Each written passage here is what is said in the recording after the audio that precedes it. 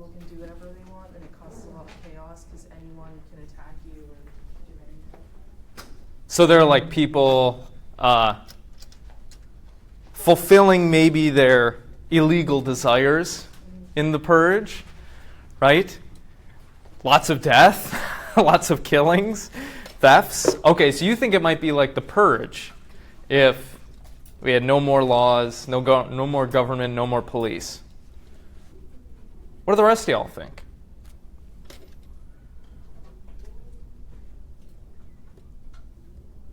Yeah. I don't think society would be as productive. It wouldn't be as productive. Okay, why?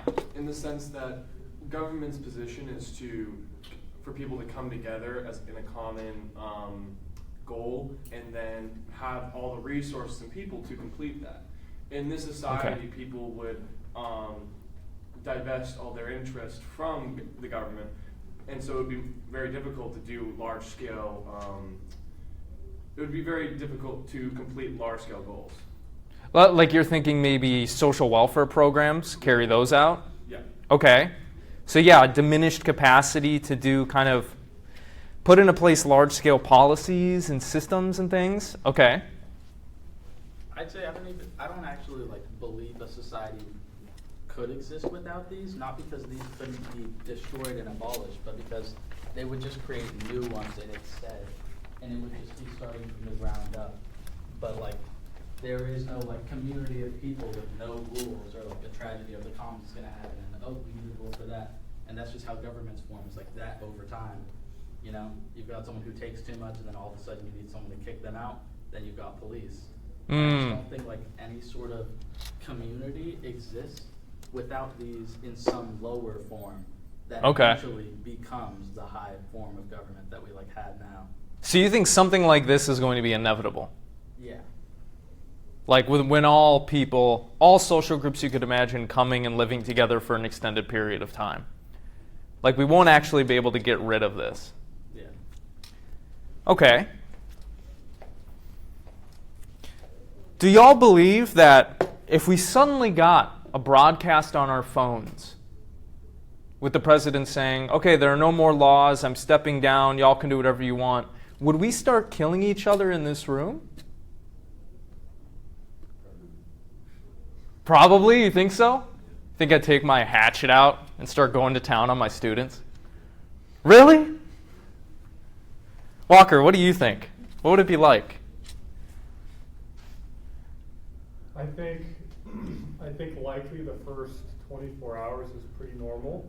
Okay. Then when you have the food supply not being given into grocery stores or anything anymore, I think that's when you kind of start seeing more of the purge happening. Okay. Where people aren't just trying to survive and they're going to do anything and everything to try and do that, which would be killing your neighbors for food. Okay, so you also think a purge-like scenario would eventually develop? Yeah. Like it would be chaos. Without a doubt. There'd be violence and insecurity, murders, thefts. Do y'all believe this? Raise your hand if you believe this. At least 2, 3, maybe 4, 5, 6, 7. Okay, a good portion of the class. Well, the piece we're looking at today tries to explore questions like these. But it is similar to the piece that we looked at on Tuesday by Krishnamurti that talked about education, especially when we started listing all of those problems, right, with the social and economic and political order. We think that there are a lot of problems. But let me ask you this. Do you believe that the government, the police, the laws, do you think those are also leading to problems in our society? Yay or nay? Leading to problems? Yeah? Okay, what kinds of problems? Genocide, murder. Genocide, murder, okay. Are you thinking about, our foreign relations and things? Or okay. Yeah. Obviously, there are issues with the kind of system that we have, right? But the question on the table is,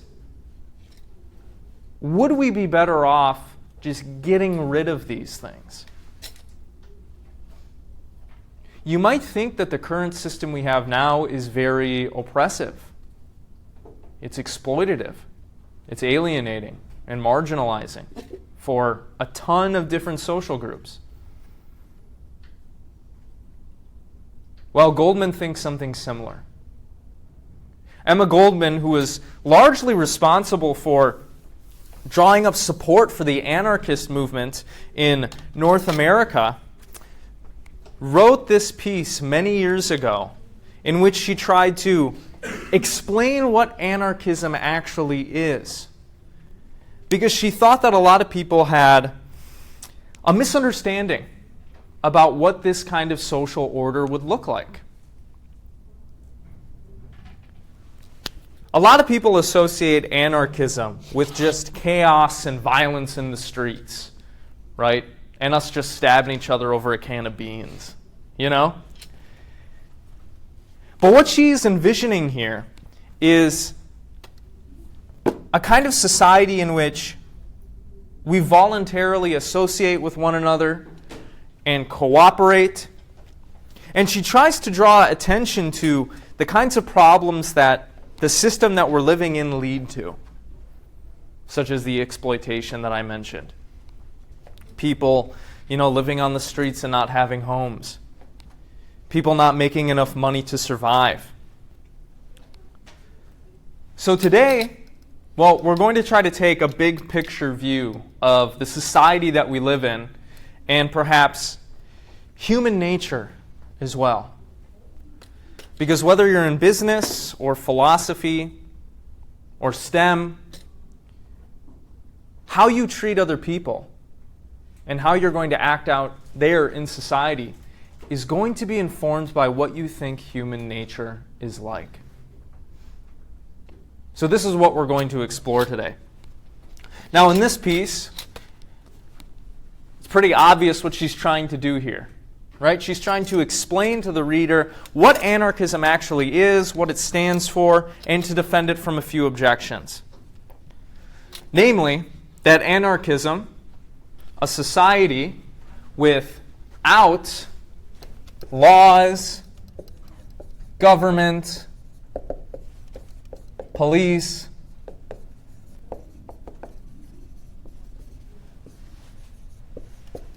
is impractical, and that anarchism inherently calls for violence and destruction. She thinks these ideas of anarchism are based on a misunderstanding. And so what I hope we can do today is just have a thoughtful discussion about the kinds of problems that we have in the society in which we live, kinds of problems in these institutions, the economic order, the political order, and an honest look at how some people in this society are suffering a lot based on how things are organized and the kinds of laws that we have and what police do. So, what is anarchism? Well, I kind of already explained it to you. But really, what we should think of, according to Goldman, when anarchism pops into our mind is reflecting on the conditions that we live in and the problems that result from those conditions. We become conditioned to think that the way things are is good, we should keep doing what we're doing, it's normal, it's usual. But she wants for us to completely reevaluate the society that we're living in, to take an honest look at it and the suffering that it's causing. Anarchism asks us to reflect on the current violent conditions and nature of human society, to analyze every proposition that our society is based on, which is perfect for this kind of class, right? A critical thinking class. Now, a lot of y'all seem to think that anarchism would result in a bunch of violence and destruction and chaos and and crimes and things like this. Why do you think that? What leads you to think that? Because if people are already still doing it with all these laws in place, I can only imagine the rate that it'll go up without them. Okay, so you're saying, like, look, there's theft in our society today, there are murders, like, and that's with the threat of government and police, right? Like, breathing down people's necks, metaphorically. So you think it would just get worse? Okay. Yeah. I think even if oppression is causing some of those crimes, if you completely removed it, there's still going to be some bad actors, and there'll be no disincentive for those bad actors to stop. So I think they'll just do what their first impulse says. Okay, there will still be bad actors, yeah, and there will be no incentive for them to stop. So you see kind of the police and government and the laws we have as, well, basically providing an incentive not to break them, right? Or not to do antisocial things. Okay. One more comment. Why do you think it would turn to chaos and violence and destruction? I think in today's environment, everyone's a consumer, so no one knows how to actually feed themselves. Okay, yeah, speak more into that. Yeah. Well, no one knows how to garden or raise cattle or grow or have chickens, and everyone just goes to the store and buys stuff. So if we got rid of kind of the structure of society, we would all be fighting to survive. We wouldn't really thrive.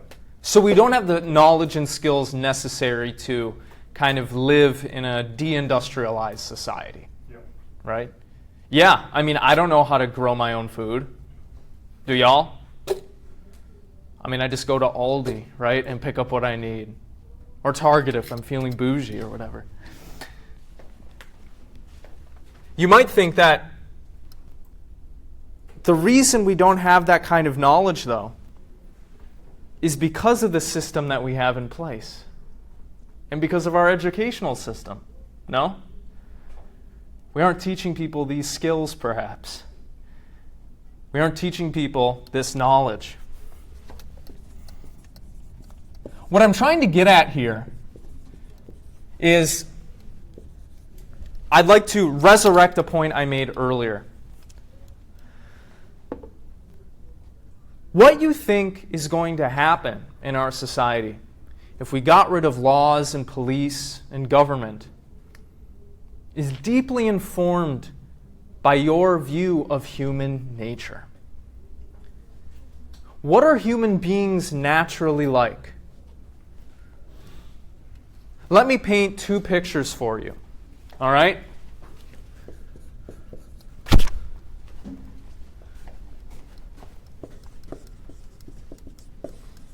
We're going to go back a few hundred years, and we're going to discuss what political philosophers have called the state of nature. Is this a phrase anybody has heard?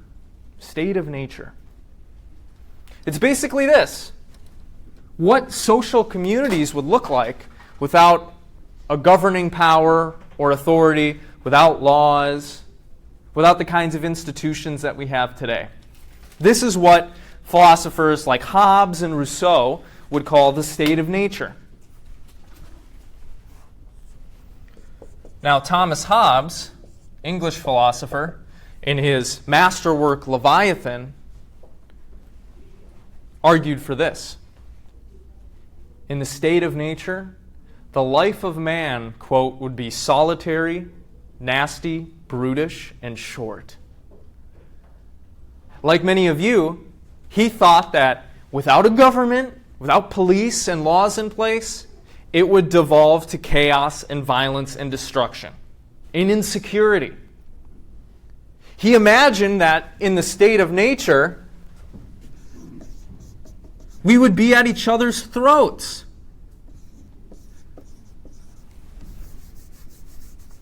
Let's say this, chaos. Why? Well, because he thought fundamentally human beings are self-interested creatures.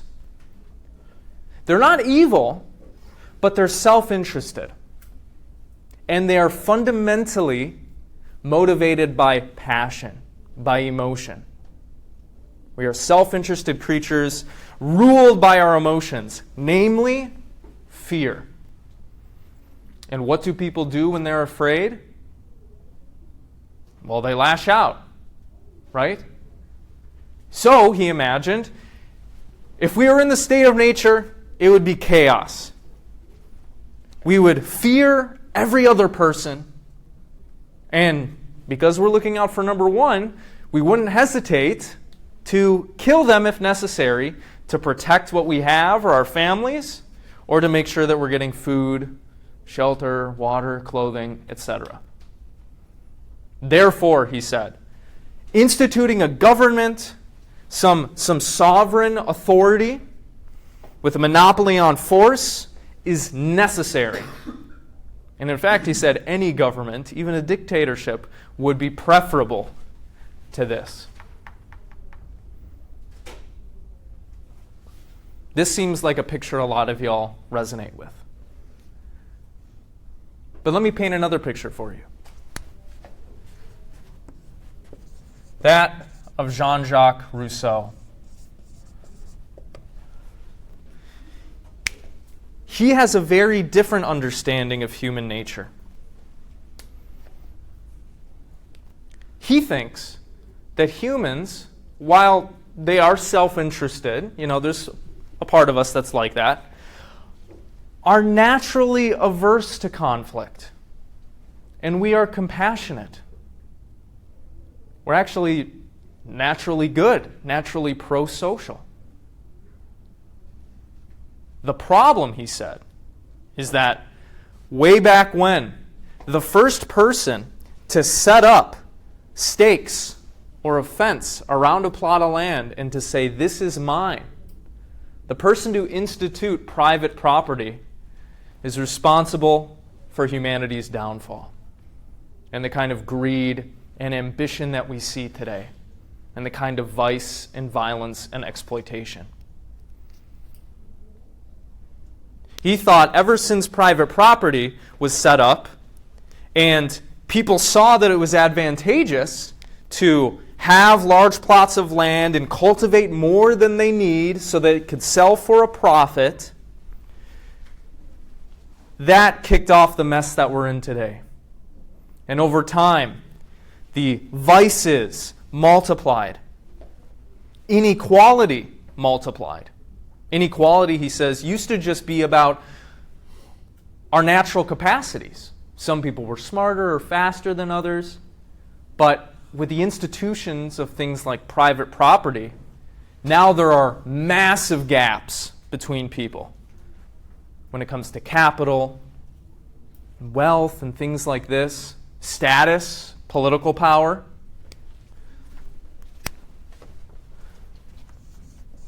And he sees humanity as being corrupted by the very social institutions it has created. The kinds of institutions that we have now, he says, produce in us artificial needs. Like the need to have your phone on you at all times.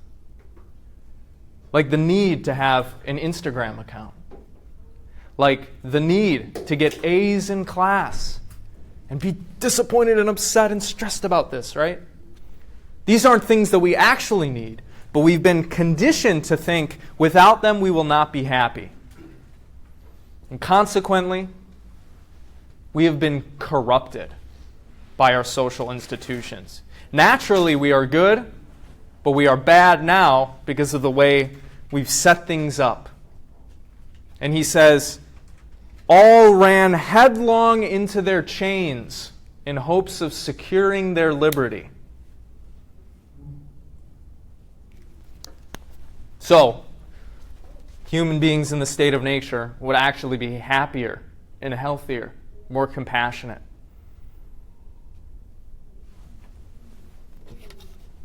Goldman is more Rousseauian than Hobbesian, right?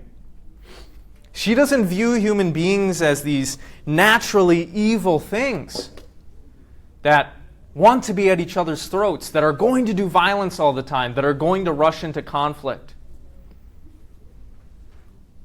And if this is a view that you're sympathetic to, you might be sympathetic to her political program as well.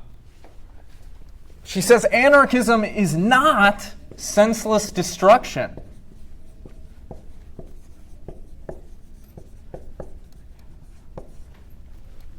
She uses a farming analogy to describe how we should conceive of anarchism.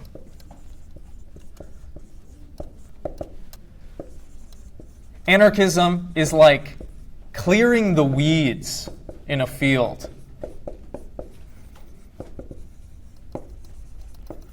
So that healthy fruit and healthy plants can emerge.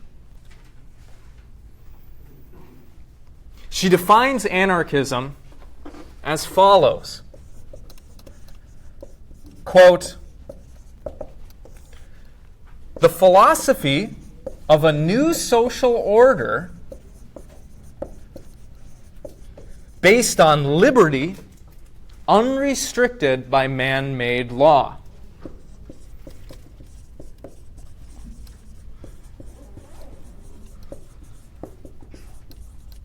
She wants people to be free, to live their lives, to do what they want to do, not constrained and held down by these systems and laws that we have today.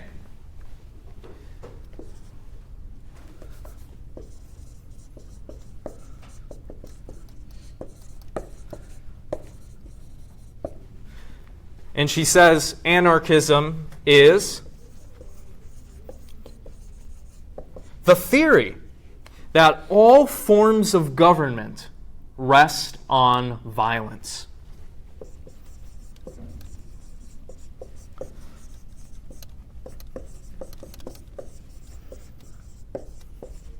And consequently, they are wrong and harmful to us, as well as unnecessary.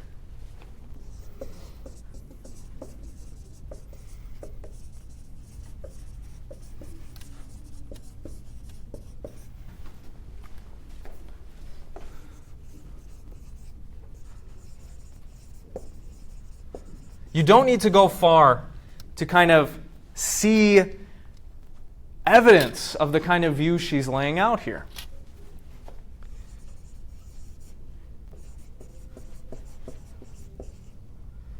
I cannot spell today.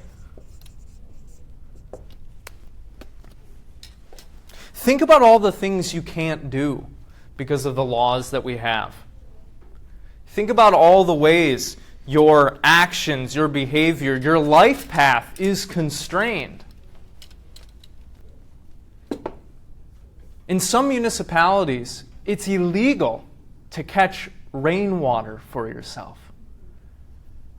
In some places in the U.S., it's illegal not to be connected to the city's electric supply.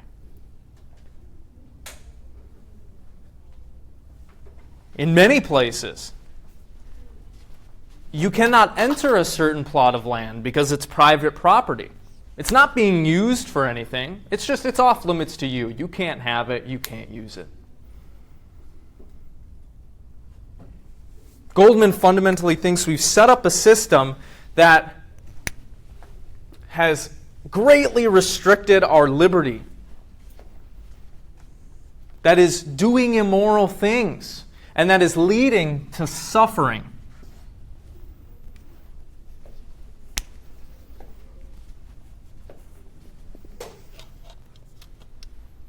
Let's be charitable to Goldman here. Can you provide any examples of what she's saying here?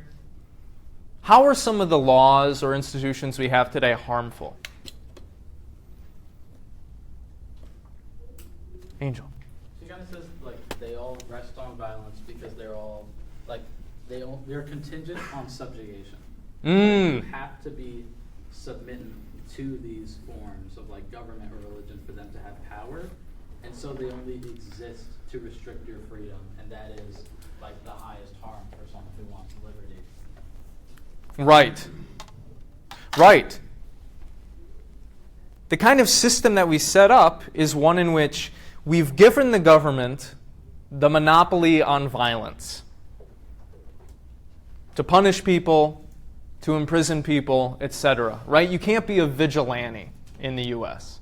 Right? You can't take out the bad guys yourself or decide what happens to them yourself. So, like a lot of other social contract theorists, what she says is, look, we've given up our liberties for the hope of some kind of security. But that's short-sighted. Because the kind of system that we've developed and that we are supporting and legitimizing by living here and paying attention to the laws and following them is one that is ultimately making us worse off as human beings. It's harming the development of our characters. It's preventing us from living how we want to. And it is leading to suffering for people. So, let's be charitable to her. What kinds of laws or institutions do we have that are harmful to people today? Restricting liberty, good. What else? How is the system that we have leading to harm, to suffering?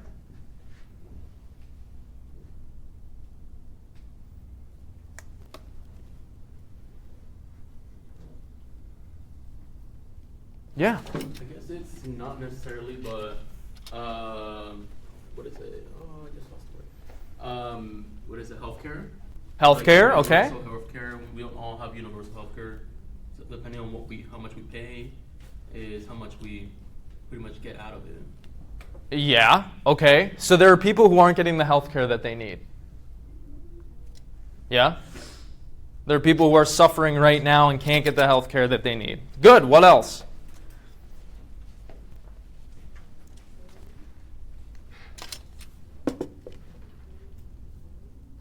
How about police brutality? Are there people who are killed every year by police officers who don't deserve it? Okay. Did you have another one? I was going to say any sort of discriminatory law.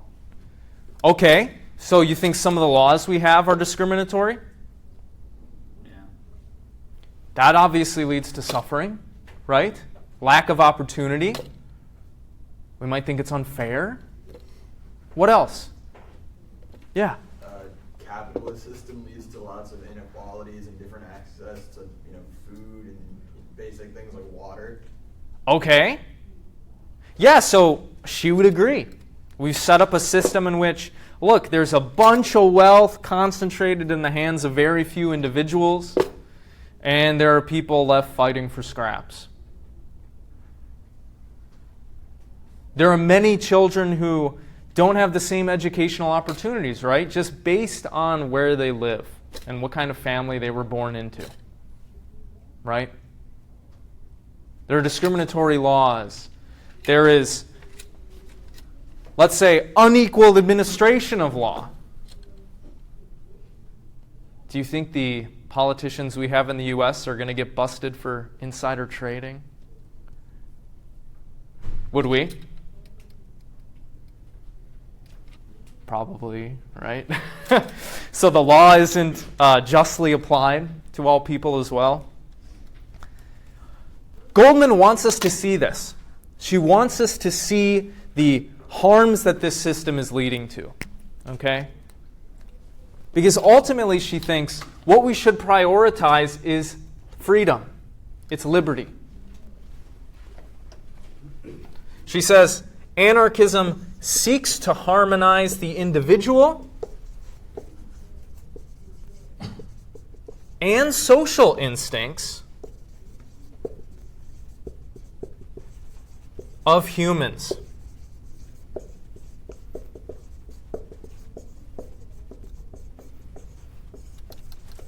What we want as individuals with what we want as a group as well for us. She says, anarchism is not senseless destruction, but is the great liberator of man from the phantoms that have held him captive. It is the arbiter and pacifier of the two forces for individual and social harmony.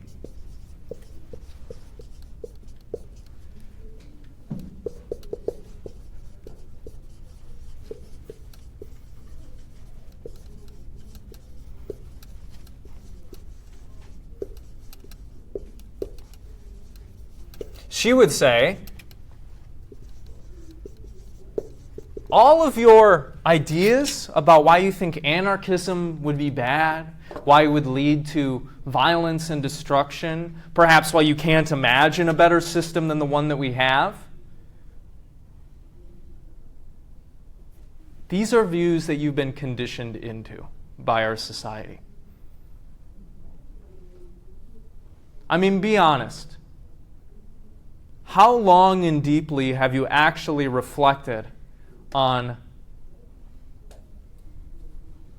how good or bad this system we have is? What its pros and cons are?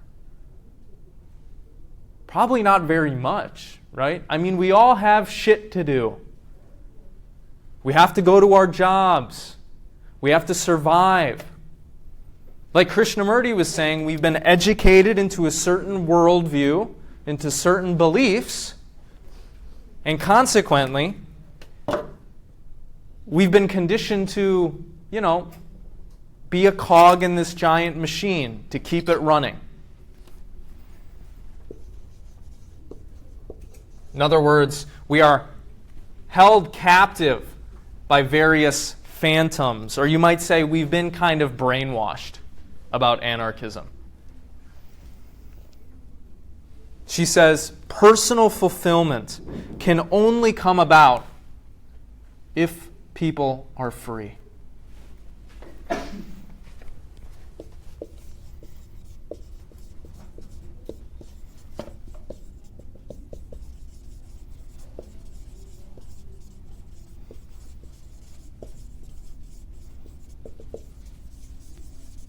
And we are not free.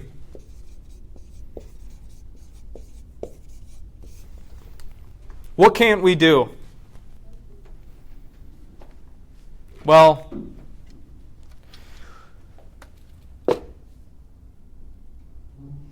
you can't say bad things about the president, probably. You can't post a lot of things on the internet because it'll be taken down for misinformation. But more than this, you do not have ultimate freedom in choosing how much you work, what your work is, what your work conditions are like, what you get paid, when your days off are. Like Marx, when looking through an economic lens, we are not free to choose our mode of work,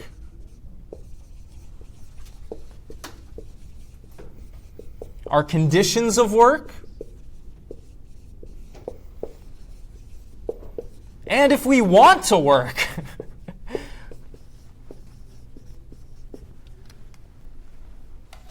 We have devised a system in which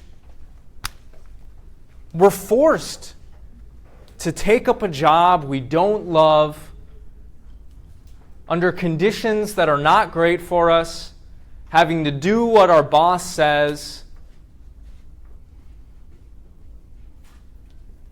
And this is leading to, suffering, anxiety, insecurity, alienation. I mean, how many of you really love your job? When you go to your job and after you come out a shift, do you feel fulfilled and happy? Are you like, fuck yeah, I had another great day. Oh, it was awesome. I got to do exactly what I wanted today. I love teaching, and I'm not even like that, okay? I have to grade. I get 15 emails a day.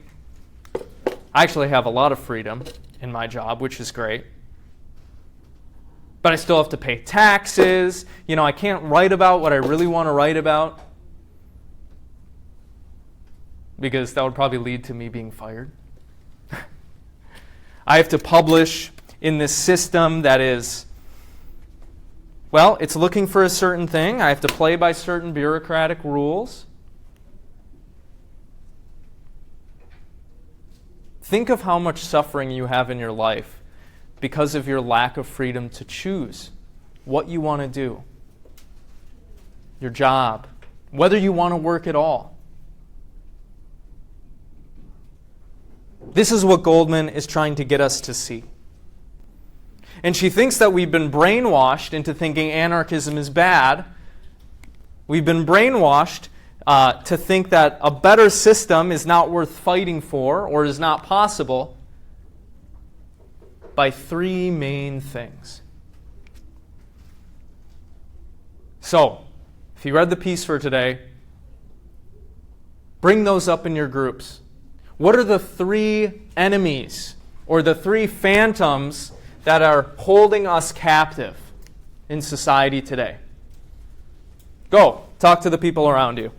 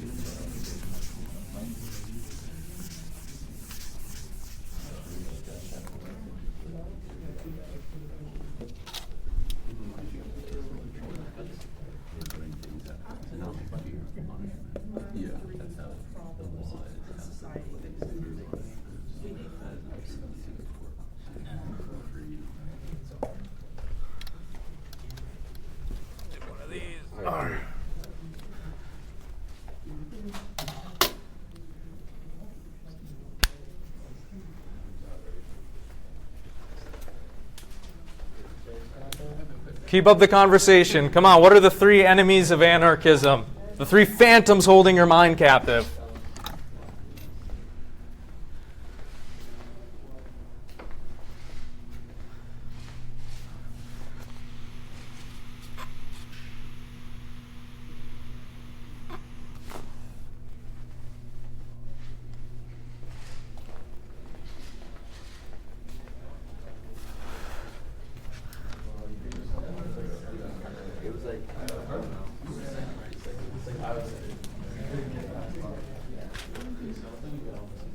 Okay, what are the three enemies of anarchism? What are the three things that have brainwashed you, according to Goldman?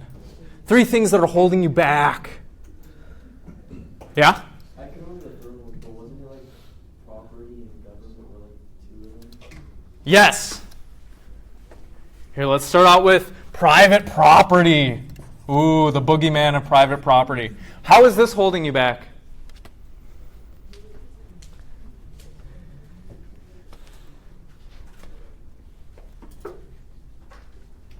Could you go draw water from Castor Pond on USF campus for yourself to drink and survive? Could you go over there with a bucket? Or would you get in trouble for doing that? Can you go find a plot of land somewhere and just start growing your own food? Be like, yeah, okay, I want to survive. This is what I want to do. Are you free to do that? I'm seeing some shaking of heads. No? No, why? Why can't you draw water from Castor Pond or just go to a random plot of land and start growing your own food to survive?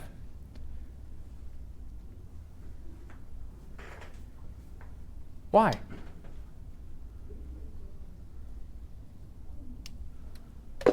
Yeah. Because of private property. Say more. Because it restricts what land you can and cannot access based on like who's done the best in the capitalistic system and owns that land. so it can restrict your access to it. Right. We don't have ownership of those things, right? They're owned by somebody else, right? So what has the institution of private property done? Well, according to Goldman, it's denied humans the right to satisfy their needs how they want to.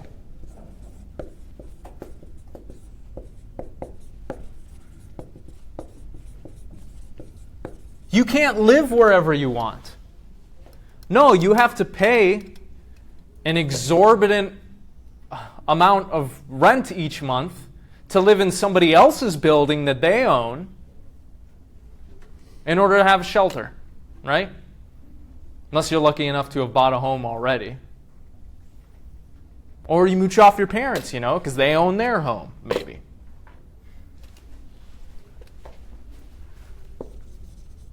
You can't just go farm where you want, or pick berries where you want, or live where you want.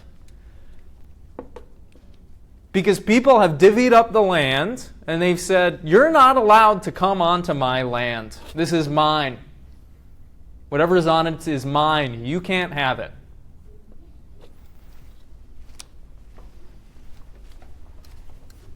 And what has this led to? Massive inequality among people and social groups. The rich get richer, and the poor are still poor.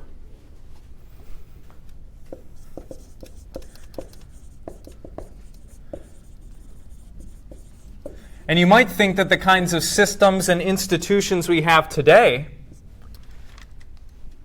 trap people in cycles of scarcity and poverty.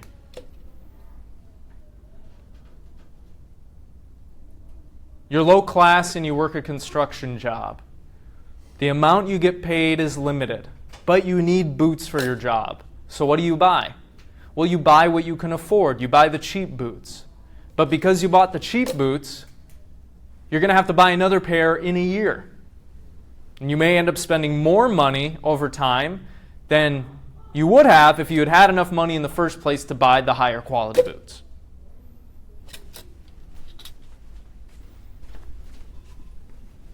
What does this massive inequality, what has it led to? Conflict and violence and wars, right?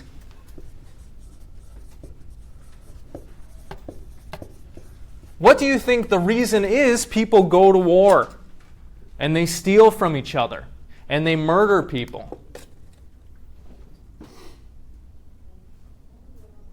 Why are we potentially going to war with Iran? What do you think is the cause?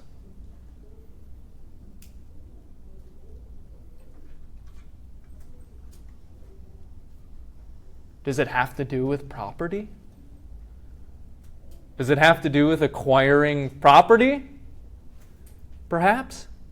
Why were wars fought in the past? Over land, over money, over resources, all related to this institution of private property. A lot of people steal, or they go to war, or they kill for your money or your shit. Right? So, we got to get rid of this, she says. This is leading to a bunch of bad stuff. Okay, what else? What are the other enemies of anarchism and perhaps the phantoms that are captivating your mind and holding you back, preventing you from being free? Religion. Religion. How does religion do that? Yeah. Well, it's once again the thing where it only has the power you give it, like via subjugation. So like any rule they put in place only serves to like inhibit you to some like profit to them. Okay. Yeah. How else has religion been bad? Or how else is it holding us back?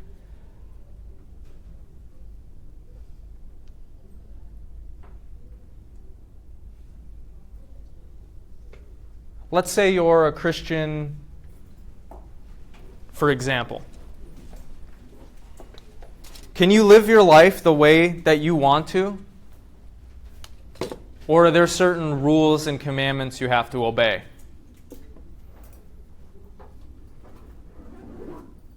We might say religion restricts freedom. We might say, for a lot of people, it's had profound negative impacts on people psychologically.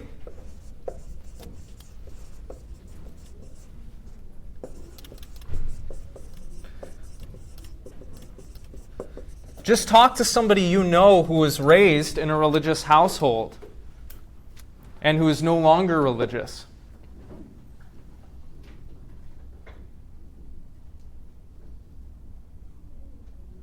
Nietzsche would say, why is Christianity bad? Well, because it teaches you that you are sick and fundamentally flawed. It's holding you back. It's weakening you. It's convincing you that there's something wrong with yourself when there's not.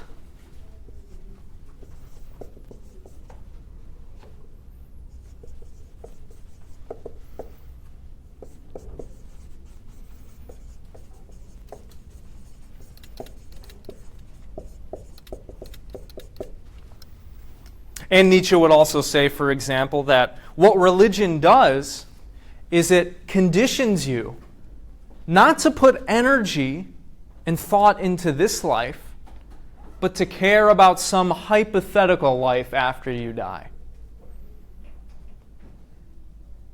Why is this bad? Well, because not only does it prevent you from truly living here on this earth with the time that you have, but perhaps it also prevents you from realizing your own goals, from trying to change things. Because you just come to accept this life as this life is, and there's not much you can do, and it sucks, rather than seeing the beauty in things, or rather working towards a better environment.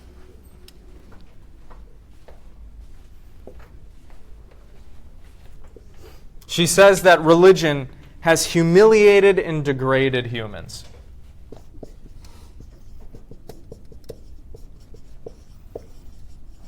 And you know as well as I do that religion for thousands of years has been used to justify heinous actions. Right? Wars, slavery, other forms of subjugation and exploitation.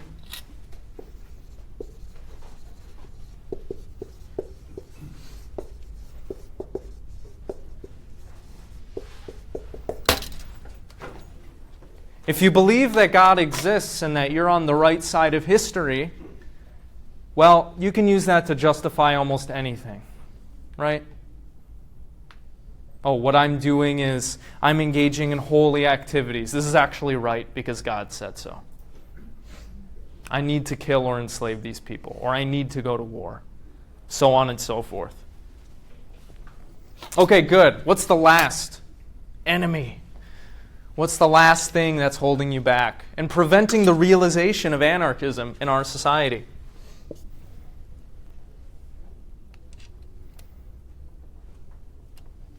This one starts with a G.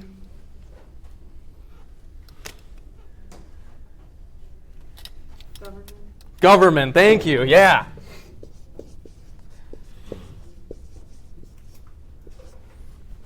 What's wrong with government? How is government harming us?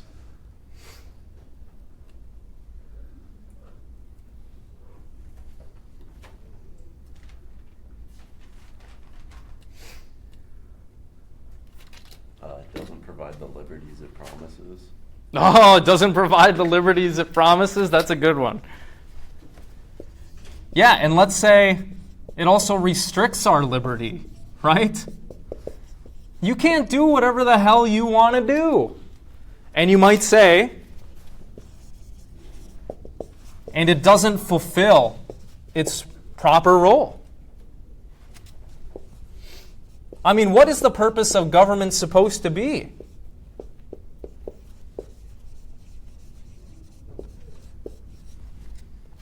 What is a government supposed to do? Well, according to our founding fathers, ultimately, it's supposed to protect our property, but also try to realize our collective good, our collective flourishing. Is our government today doing that? Do you think they care about you? Do you think they want you to be happy and healthy? Do you think they're laying down laws for that end so everybody can be happy and healthy? No, why are they laying down laws? Why do they formulate and lay down the policies they do? What do you think? To benefit themselves. Probably, right? To benefit themselves, to line their own pockets, to maintain their own power, so on and so forth, right? So the kind of government that we have, and government in general, has got to go. It's restrictive. It's preventing us from being fulfilled. It's actively harming us. She says the only reason that we have government is it's necessary to maintain or protect property and monopoly. The only thing it's good at. It's not actually helping us live happy, flourishing lives. It's protecting those with property and those in power.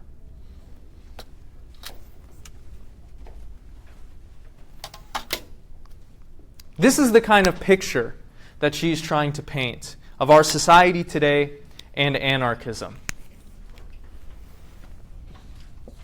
The reason why she's pushing so hard for anarchism is because she thinks, like Krishnamurti perhaps, there are deep problems with the society we're living in today.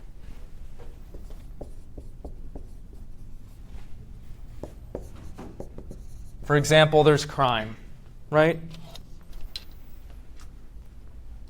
But why is there crime? Did anybody catch this from the reading?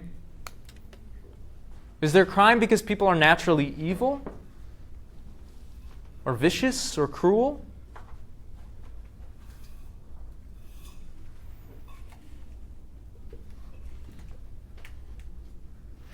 No, ultimately, she says the reason we have crime is the way things are set up.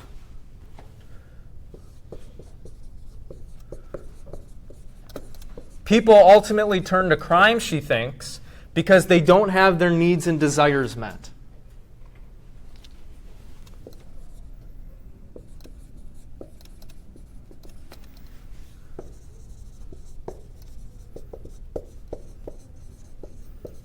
She calls crime misdirected energy.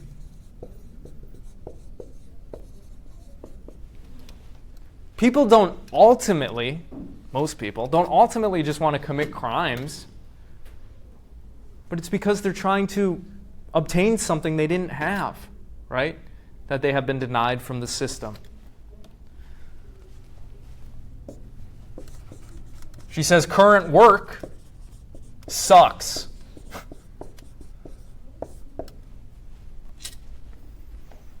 Do you get paid enough for your job? Is it fun working with your boss? Do you get to decide how long you get to work? Do you get to keep what you produce at your job?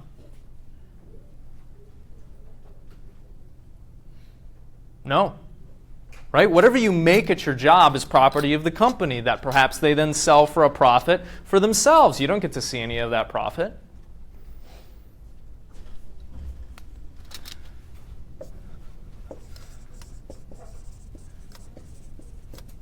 Concentration of wealth and inequality.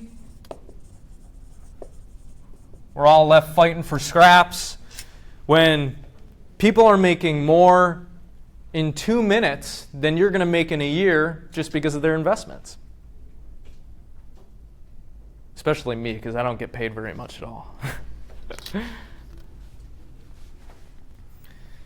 She says that capital, money, is the chief value in our society and has organized society around it.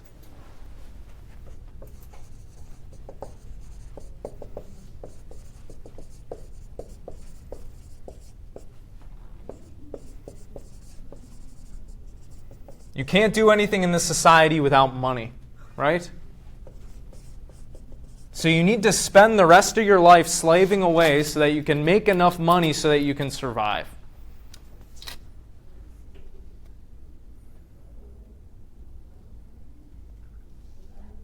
Similarly, kind of like Plato, she says, majority rules, which might be good in theory, but the people are stupid and misinformed. And they vote for things that are bad for them, and they vote for things that continue to diminish our freedoms.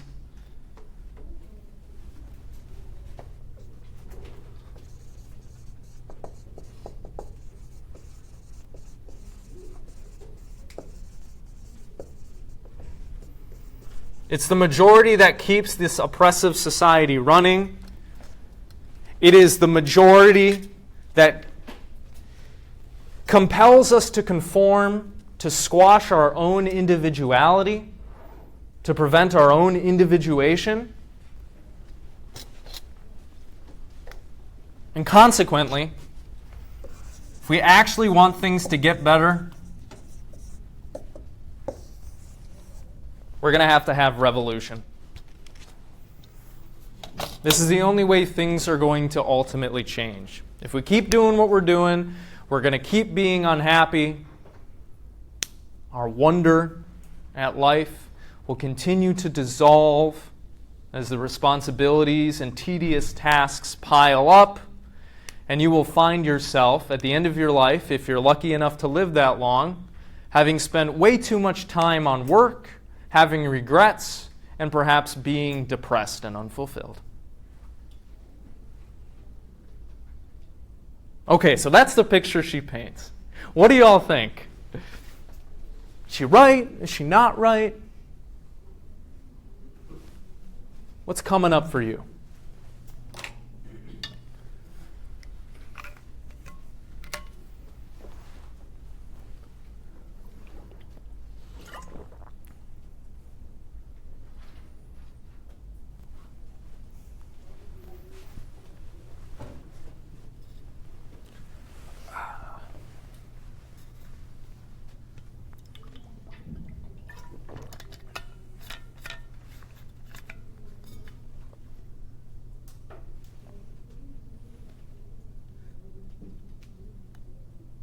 Yeah. So Hobbes believed that it was chaos, and Rousseau, is that how you say it? Rousseau. Rousseau said that it was good. Yeah, the Well, state of nature. Yeah. Yeah.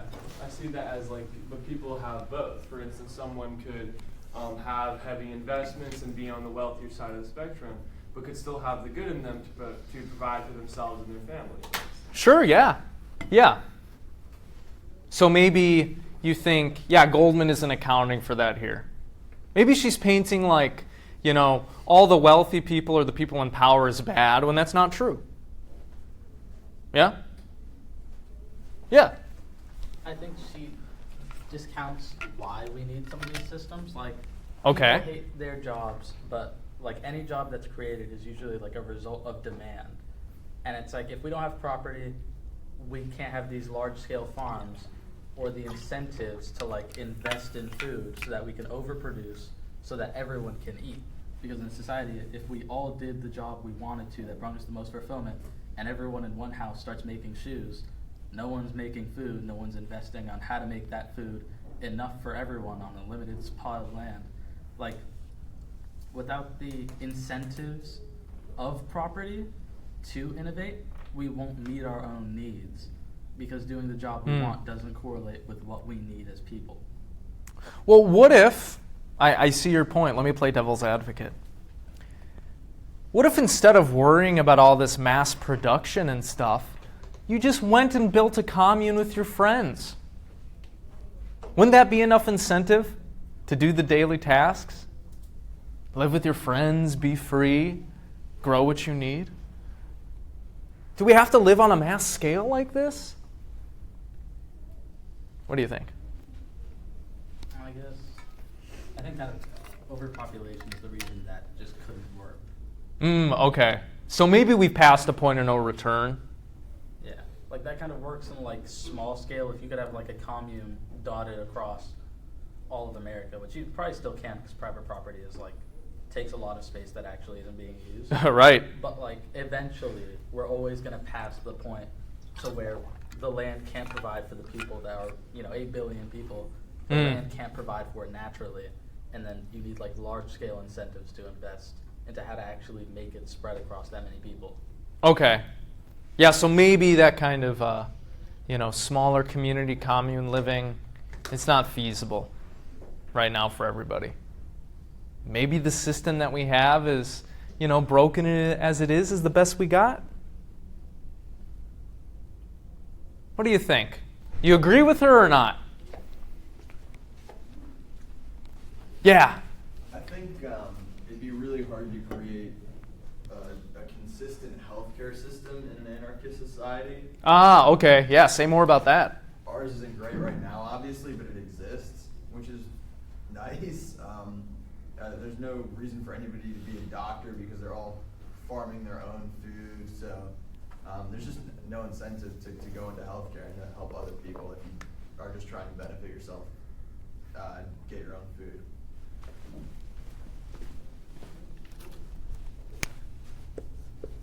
What if we had anarcho-capitalism?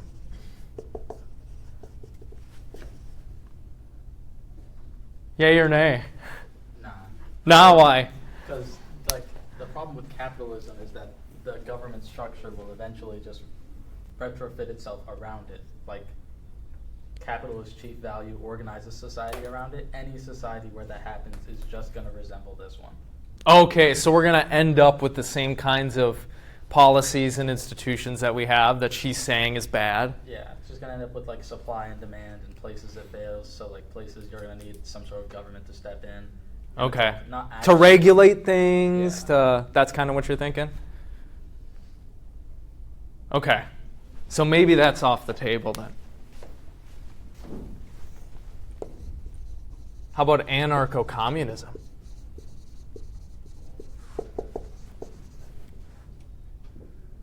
We all just work together. We all cooperate for each other. We're all doing stuff that we need to, survive for each. We're all working for each other's good. Doesn't need to be a government. Don't need to be these, institutional bodies and laws. What's the problem with this? If any. Like before, it would work on a small scale, but the issue is, as a population, there's wealth gaps. In the fact, and I don't just mean like wealth, there's resources. You're right. Right. For instance, food is a big one. There is a large production of food in the United States, and that needs to go to places, but if we were to say, oh, hey, he grew his food, you could send that food and do a barter system, but you need an established currency to better regulate it. Okay. Okay, so maybe you don't like this either. Let me just ask you one more question before you go. Do you believe that there are problems in the system? Raise your hand. What do you think the solution for these problems is? She says ultimately it's not going to get better unless we have a revolution. Do you honestly believe that the problems you see in this system can be fixed through reform? With the current institutions we have now? Think on that.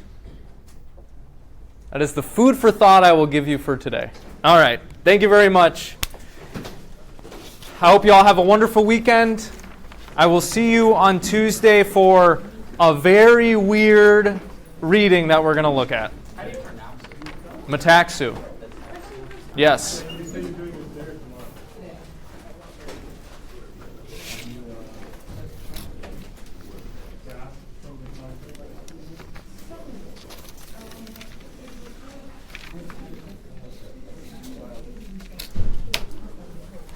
Somebody comes in here, they're going to think I'm trying to rile you up to,